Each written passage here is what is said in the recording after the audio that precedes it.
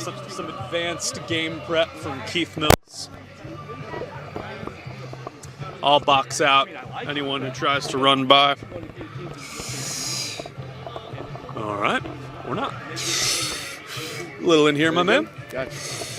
All right, you look great. I look fantastic. Counting down in 3, 2, and 1.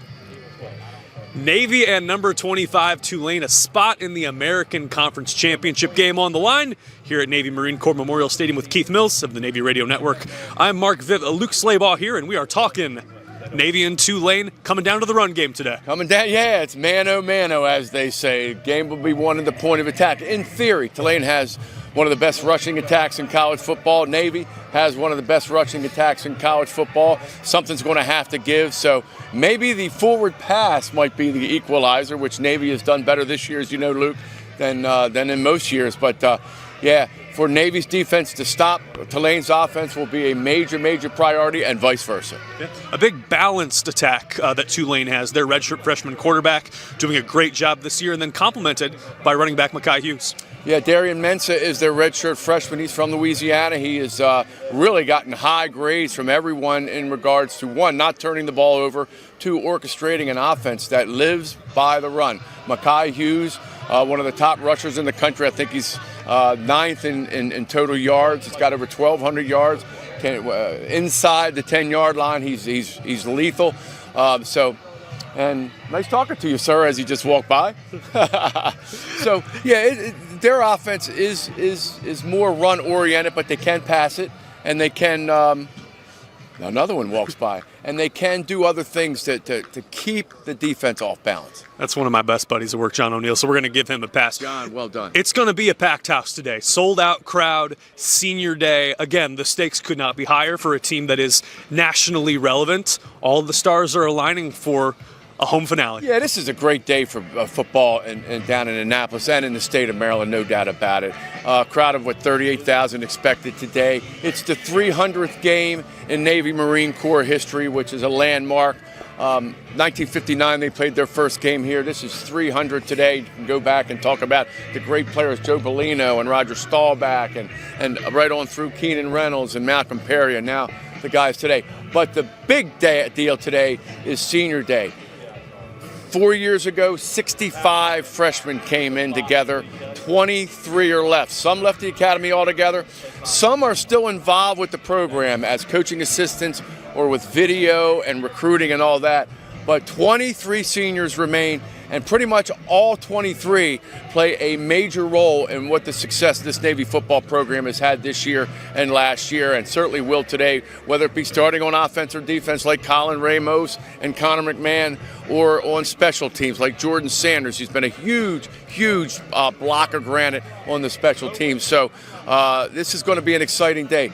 Luke, as you know, one of the great scenes in all of college football and all of American sports is when the seniors will be introduced with their parents and family. Each player will hold an American flag. They'll run right through this goalpost or walk right through this goalpost to midfield. They'll meet Admiral Davids, the superintendent, Captain Allman, the commandant, Chet Glatchik, the athletic director, and Brian Newberry, and then they'll make their way over to the sideline where you'll be out there with them. And it's just a huge event. If you haven't seen it, man, it's something you'll never forget. I recall last year it being a very emotional ceremony for the parents and the administrators and the people involved.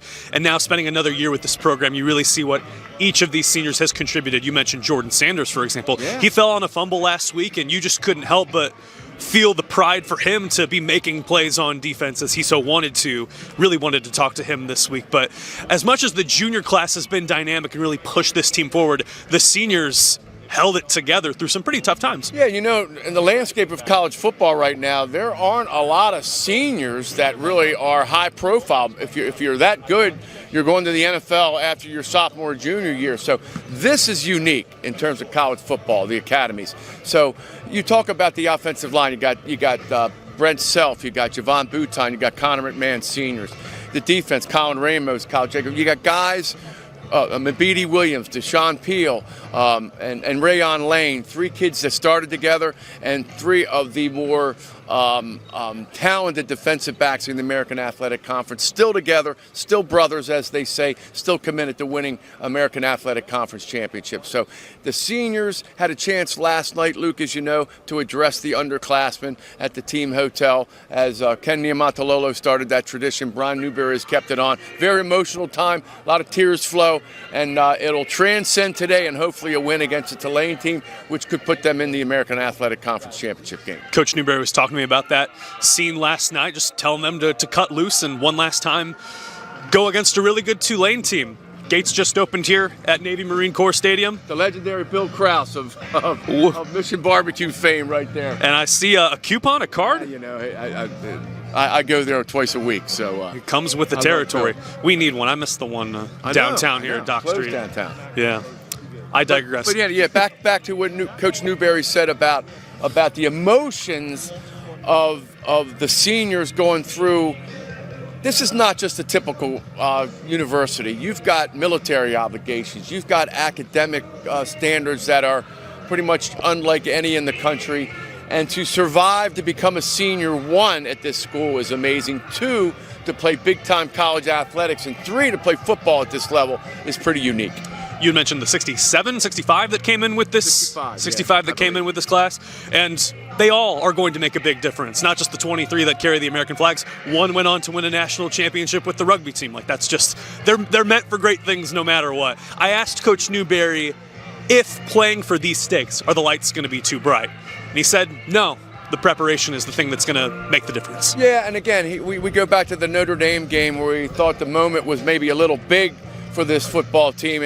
And what he means by that is you might try to play a little quick. You might try to play a little bit out of your element, which I think Navy did that day. That's what he meant. It wasn't the crowd. They played in front of 70,000 fans before. Every Army-Navy game is like that.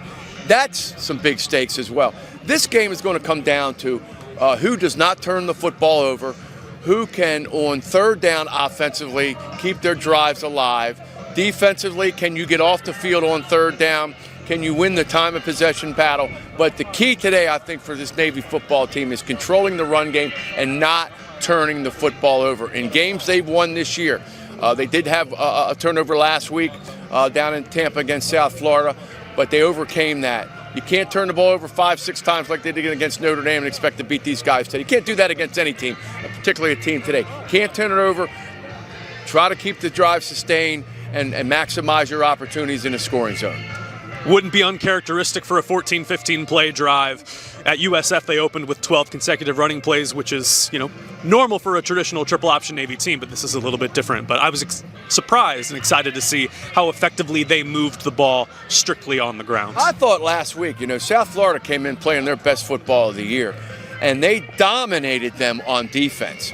I mean, the South Florida offense, which came in the week before rushing for over 300 yards with about I think they had 39 yards going into the fourth quarter. They dominated them at the point of attack on defense.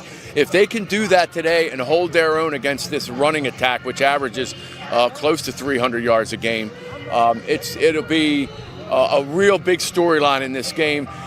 And one thing that they have this year that maybe they haven't the last couple of years is much more balance on offense. We're talking about Navy's offense. Blake Horvath has been able to pick his spots with the passing game and do some major damage in it.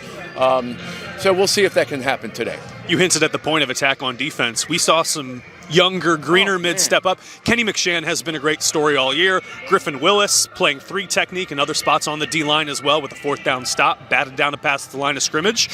It seems like they're building to something greater with new players each week. No question. And 2 freshmen last year, Xavier Arrington, a defensive lineman, and Mark Anthony Parker, a linebacker, freshman. I mean, that came in, stepped up, made big plays. Each had a sack, their first career sack.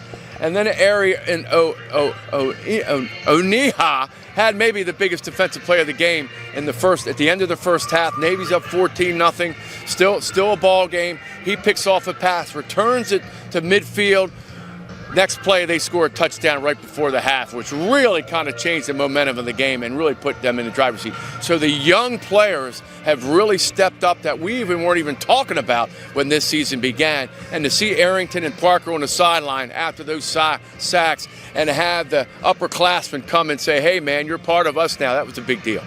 coaching staff was really excited about Oniha before the season. He had a great game against Temple, then hurt himself in practice. Yeah. He's going to be a factor for the next 2 years, health willing, and that's just super exciting to see. Final thoughts before we wrap things up here on Senior Day? Yeah, some NFL scouts here today, looking at a variety of players for Tulane, Rayon Lane, maybe Colin Ramos, certain guys that on the defensive side of the ball for Navy. That's a big deal. But this is really what college football is all about. You've got two great institutions. Tulane has been playing football for 100 years down in New Orleans. They have been the standard of the American Athletic Conference the last couple of years. Willie Fritz, who led them to the championship 2 years ago, moved on after last year's season in the championship game where they lost to SMU, is now at Houston. Tulane has been a standard in the American Athletic Conference for the last couple of years, as has Navy. Navy played in the 2015 championship game against Houston, trying to get back to that. But today here with a sellout crowd, the sun coming out, it is an absolutely gorgeous day. I took a walk around Navy Marine Corps. The tailgates are exploding outside. My 7 and 4-year-old granddaughters are here today to watch this. So it is a big deal in the area, in the region, in the country, and we're real happy and proud to be a very small part of it. Big time Navy fans in the Mills family. Wearing their Navy gear. Navy looking to beat multiple ranked opponents in the season for the first time since 1958. Woo. Dwight Eisenhower, who wanted to go to the Naval Academy, did not meet the age requirement. He's been in the audience at this stadium before, and so will we. See it at noon on ESPN2 and the Navy Radio Network. Listen to Mills. Absolutely. He's great. He's awesome. And a big shout out again to our buddy Pete Medhurst. We are rooting for Pete as he fights brain cancer, going through treatment now. There's T-shirts now that I believe Bill Wagner and the Sing Second podcast are also for $40 a piece. Go on Bill's socials. Bill's a great guy. No question about it. Yeah. We love you, Pete. Peace.